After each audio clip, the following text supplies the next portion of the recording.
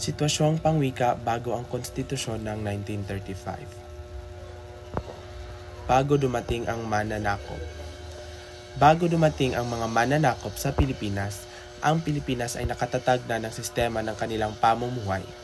Ang Pilipinas noon, bago dumating ang mga mananakop ay may iba't ibang wika, nag-aangkin ng tanging sibilisasyon, may sariling sistema ng pagsulat, maalam bumasa at sumulat, may sinusunod na batas at may mga kwento at kasabihan. Una, bago dumating ang mananakop sa Pilipinas, ang mga katutubong wika ng mga sinaunang Pilipino ay matatag at mayaman.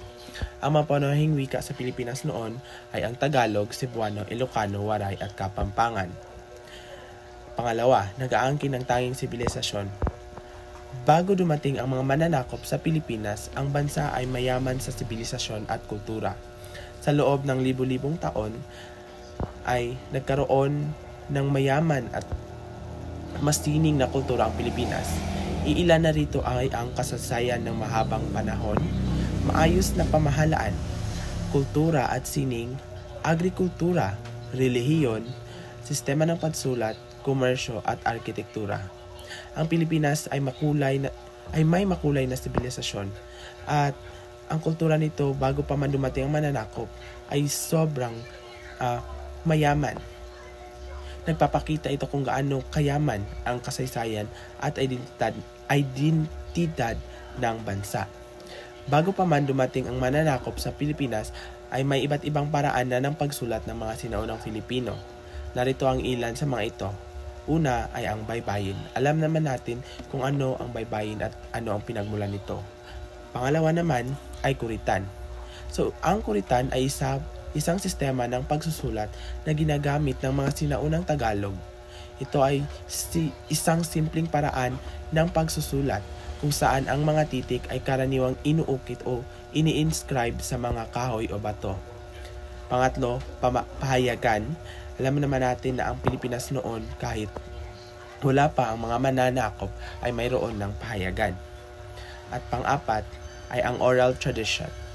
So, hindi lahat ng impormasyon noong unang panahon, bago pa man ang dumating ang mga mananakop, ay naisusulat na. Maraming impormasyon at kaalaman ang naipapasa mula sa henerasyon hanggang henerasyon sa pamamagitan lamang ng mga pasalaysay na mga tula, kantang bayan at mga kwento. Ang iilan sa mga nabanggit na sistema ng pagsulat at komunikasyon ay nagpapakita ng yaman ng kultura at kasaysayan ng Pilipinas bago ang panahon ng kolonyalismo.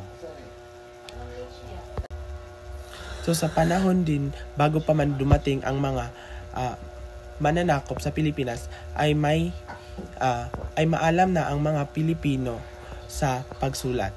Ang mga kakayahan sa pagbasa at pagsulat noong panahon, kasama ng iba pang kaalaman at tradisyon sa komunikasyon, ay nagpapakita ng kahusayan ng mga sinaunang Pilipino sa pagpapahayag at pagpapalaganap ng kultura at kaalaman bago pa man ang panahon ng kolonyalismo. Bago pa man dumating ang mga mananakop sa Pilipinas, ay may mga tradisyonal na sistema ng batas at pamamahala ang mga sinaunang pamayanan ng mga Filipino.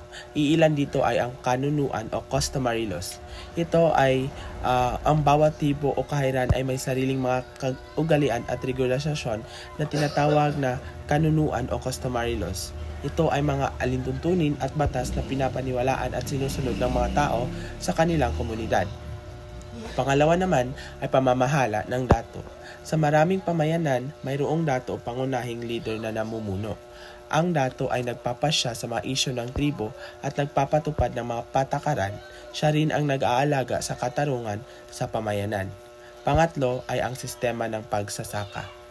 Ang lupa at mga produkto mula sa sakahan ay tinutukoy ng mga pamahalang lokal o tribo.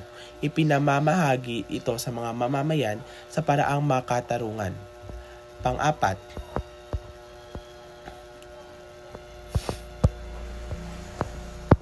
Pang-apat ay ang sistema ng pagtutulungan. Kilala ang konsepto ng bayanihan sa mga sinaunang komunidad at ito ay ang kolektibong pagtutulungan ng mga mamamayan sa mga proyekto tulad ng pag-aani, pag-aayos ng bahay o pagpapagawa ng mga kalsada. Panglima naman ay ang kasaysayan ng kriminal. Sa mga tradisyonal na pamayanan, ang pagtutustos sa mga kasong kriminal ay inaayos sa ilalim ng pamamahala ng dato. Maaaring magkaroon ng parusa tulad ng multa o pagkakatapon sa mga lumalabag sa mga batas ng tribo. Pang-anim ay patakarang panlabas. Ang mga pamayanan ay maaaring magkaroon ng ugnayan o pakikipag-ugnayan sa iba-ibang tribo o kaharian.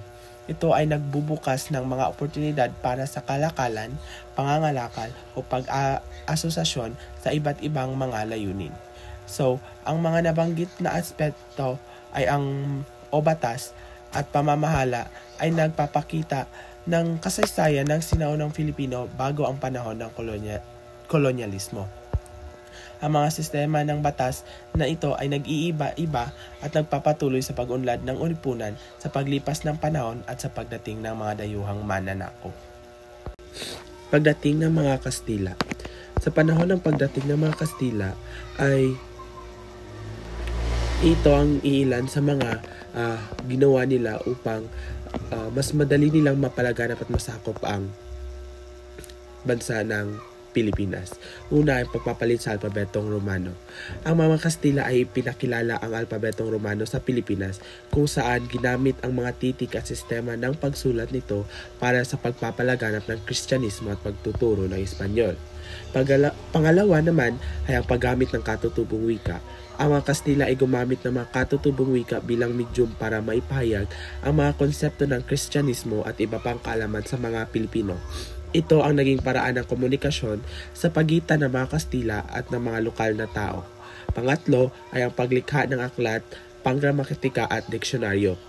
Upang matulungan naman ang kanilang mga misyonaryo at mga guro, nagsulat ng mga Kastila ng mga aklat, panggramatika at diksyonaryo sa mga katutubong wika ng Pilipinas. Ito ay nag-ambag sa pag-unlad ng wika at edukasyon sa bansa. At panghuli naman ay ang utos ni Governor General Tello na ang naturuan ng wikang Espanyol ang mga Indio ay nagpapakita ng pagsusumikap ng mga Kastila na palaganapin ang kanilang wika sa Pilipinas. Ito ay bahagi ng kanilang layunin na magkaroon ng mas malalim na impluwensya sa kultura at lipunan ng bansa. Ang mga nabanggit na mga pangyayari ay may malalim at malaking epekto sa kasaysayan ng ating bansa na Pilipinas. Nagambag ang pagkakaroon ng alpabetong Romano, ang paggamit ng katutubong wika at ang pagtuturo. Wala din siya nag-start. Pagdating ng mga Kastila. So sa pagdating ng mga Kastila, ito ang ilan sa mga ginawa nila upang mas mapalaganap nila ang Kristyanismo. Una ay pagpapalit sa alpabetong Romano. Ang mga Kastila ay pinakilala ang alpabetong Romano sa Pilipinas na kung saan ginamit ang mga titik at sistema ng pagsulat nito para sa pagpapalaganap ng Kristyanismo at pagtuturo ng Espanyol. Pangalawa naman ang paggamit ng katutubong wika. Ang mga Kastila ay gumamit ng mga katutubong wika bilang medium para maipahayag ang mga konsepto ng Kristyanismo at iba pang kaalaman sa mga Pilipino. Ito ang naging paraan ng komunikasyon sa pagitan ng mga Kastila at ng mga lokal na tao. Pangatlo, ang paglikha ng aklat, panggramatika at diksyonaryo. Upang matulungan ang kanilang mga misyonaryo at mga guro, nagsulat ang mga Kastila ng mga aklat, panggramatika at diksyonaryo sa mga katutubong wika ng Pilipinas. Ito ay nagambag sa pag-unlad ng wika at edukasyon sa bansa.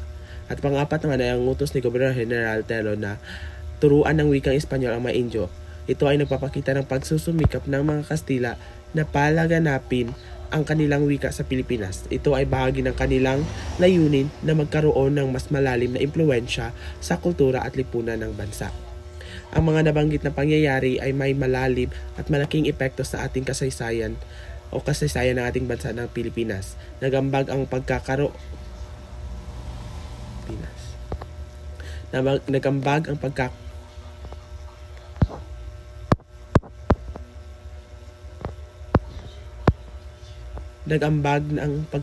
ng alpabetong Romano, ang paggamit ng katutubong wika at pagtuturo ng Espanyol sa pag-unlad ng kultura at lipunan ng Pilipinas sa panahon ng kolonyalismo.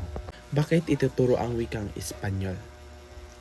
Ang pagtuturo ng wikang Espanyol sa Pilipinas noong panahon ng mga Kastila ay may mga pangunahing layunin. Una na rito ang pagtuturo ng Kristyanismo. Isa sa pangunahing layunin ng mga Kastila sa pagtuturo ng Espanyol ay ang pagpapalaganap ng Kristyanismo sa bansa. Ang Espanyol ang wika ng mga doktrina at pagsasanay ng simbahang Katolika at sa pamamagitan ng paggamit ito, mas naging madali para sa mga Kastila na magpahayag ng kanilang relihiyosong mga aral sa mga lokal na tao. Pangalawa, pagpapaunlad sa buhay ng maraming tao. Ang pag-aaral ng Espanyol ay itinuturing na isang paraan upang makaangat sa lipunan noong panahon ng mga Kastila. Ito ay maaaring magbukas ng mga oportunidad para sa mas magandang trabaho, serbisyo sa gobyerno at iba pang benepisyo ng edukasyon. Pangatlo naman ay pamamagitan sa simbahan. Ang pag-aaral ng Espanyol ay nagbibigay daan sa mga tao na makipag-ugnayan sa simbahan at sa mga pare. Ito ay nagpapalakas ng impluwensya ng simbahang Katolika sa buhay ng mga Pilipino at naging tagapamagitan sa kanilang mga kahilingan at pangangailangan. So, ang pagtuturo ng Espanyol ay naging instrumento ng mga Kastila upang mapanatili ang kanilang kontrol sa Pilipinas at papalaganap ang kanilang kultura at relihiyon. Ito ay nagkaroon ng malalim na impluwensya sa kasaysayan ng bansa at sa paghubog ng kultura at lipunan ng mga Pilipino. Bakit hindi nasunod ang atas o dekreto? May ilang mga dahilan kung bakit hindi nasusunod ang mga atas o dekreto noong panahon ng kolonyalismo sa Pilipinas. Una na dyan ay hindi na isalang-alang ang mga kondisyon ng kapuluan noon. Ang mga atas at dekreto mula sa mga dayuhang kolonyalista ay madalas na hindi na isasaalang-alang ang tunay na kalagayan at pangangailangan ng mga tao sa Pilipinas. Ang mga patakarang at utos ay karaniwang nagbumula sa mga dayuhan na hindi lubos na nauunawan ang lokal na kalakaran at kultura. Pangalawa, kulang o walang pondo para sa pagkuha ng guro.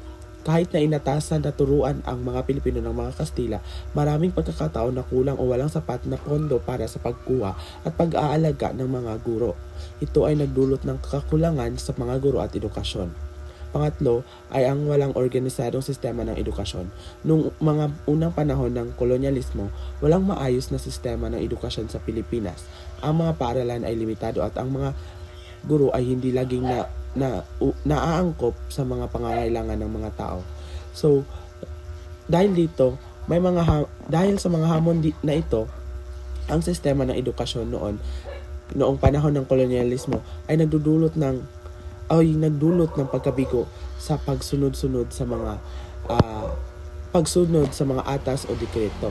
Ito rin ay nagpapakita ng pangangailangan para sa makabuluhang edukasyon, hindi laging natutugunan sa ilalim ng dayuhang pamahalaan at naging isa ito sa mga salik na nagtulak sa mga Pilipino na lumaban para sa kanilang kalayaan at karapatan. Malinaw ang intensyon ng pamahalaang Espanya na maturuan at matuto ng Espanyol ang mga katutubo sa mga kolonya nito, kabilang ang Pilipinas. Ang mga dekreto na ipinalabas mula 1867 hanggang 1899 ay naglalayong itaguyod ang paggamit at pagtuturo ng wikang Espanyol sa mga tao.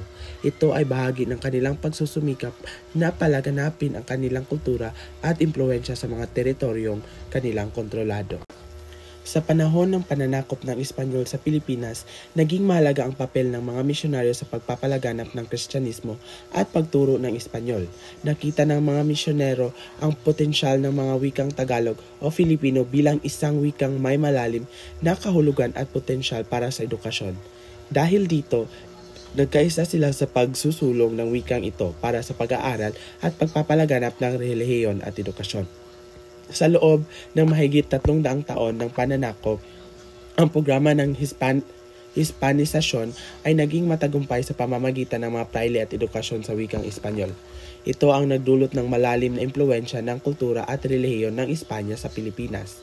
Ang mga simbahan, paaralan at iba pang institusyon ay nagamit bilang mga kasangkapan upang mapanatili ang kanilang kontrol at impluwensya sa bansa. Pagdating ng mga Amerikano. Sa panahon ng paglipat mula sa pananakop ng Espanya patungo sa Amerikano, naganap ang Amerikanisasyon sa Pilipinas. Isa ito sa mga yugto ng kasaysayan ng edukasyon sa bansa na may pagbabago at pag-usbong. Maraming problema ang kinaharap noong panahong iyon at isa sa mga mahalagang aspeto nito ay ang paggamit ng Ingles bilang wika ng edukasyon. Naging kontrobersyal ang pagpapalit sa paggamit ng Ingles mula sa Espanyol bilang wikang panturo. Maraming guro at iba't ibang sektor ng lipunan ang nagproprotesta laban dito dahil sa mga hamon ng pag-a-adjust sa bagong wika. Ipinatupad ng mga Amerikano ang patakarang ito bilang bahagi ng kanilang hangarin ng modernisasyon at pagpapabuti ng sistema ng edukasyon sa Pilipinas. Isa si Cap Alberto Tood ay sa mga tanyag na leader sa panahon ng Amerikanisasyon na nagtaguyod ng sistema ng edukasyon sa Pilipinas. Nagtayo siya ng mga paaralan at itinaguyod ang sapilitang paggamit ng Ingles bilang wika sa paaralan. Ang pagpasok sa mga paaralan ay ginawang sapilitan upang maipatupad ang mga reformang edukasyonal na inilunsad ng mga Amerikano. Ang pagbuo ng Komisyon sa Edukasyon noong panahon ng Amerikanisasyon ay naglalayong ihanda ang mga Pilipino para sa mga pangangasiwa ng pamahalaan at iba't ibang aspeto ng buhay.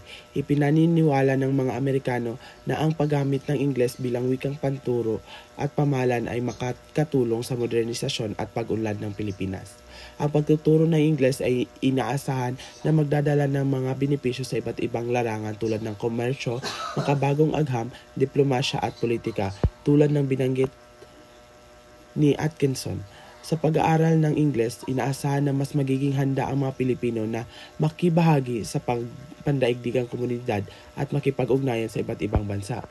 Ngunit sa kabila ng mga kontrobersya at pagpututol sa paggamit ng Ingles, naging mahalaga ito sa pag-usbong ng Pilipinas bilang isang modernong bansa at nag-ambag sa pagpapalaganap ng kaalaman at oportunidad sa iba't ibang larangan.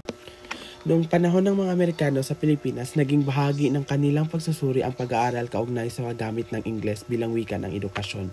Natuklasan sa pag-aaral na may kakayahan ang mga Pilipino na matuto ng Ingles, ngunit may mga pagkaantala o mga pagkukulang sa kanilang kasanayan. Upang malunasan ang mga pagkaantala na ito, naging mahalaga ang pagsasanay ng mga guro sa pagtuturo ng Ingles. Ang masusing pagsasanay at pagpapabuti ng kanilang mga kakayahan sa pagtuturo ng wika ay naging pangunahing layunin. Sa kabila ng kakulangan, ito ay naging isang mahalagang hakbang sa pagpapalaganap ng kaalaman sa Ingles sa Pilipinas na may malaking papel sa pag-unlad ng edukasyon at komunikasyon sa ating bansa. Sa kabila ng pagpipilit nila na gawing wikang panturo ang wikang Ingles, ipinanungkala naman ng ilang otoridad tulad ni na Dr. N.M. Salibi, Governor General George Bacobo, Calao at Cecilio Lopez na dapat gawing wikang panlahat ang katutubong wika o vernacular na wika sa Pilipinas. Ang kanilang pananaw ay nagtutok sa pagpapahalaga sa mga katutubong wika bilang isang mahalagang bahagi ng kultura at identidad ng bansa. Ang pagpalaganap at pagtuturo ng katutubong wika ay maaaring magkaroon ng mga benepisyo sa pagpapalaganap ng edukasyon at kultura sa mga komunidad. Ang mga pag-aakda at opinyon ng mga otoridad na ito ay naging bahagi ng mas malalim na diskusyon ukol sa tamang papel ng mga wika sa Pilipinas.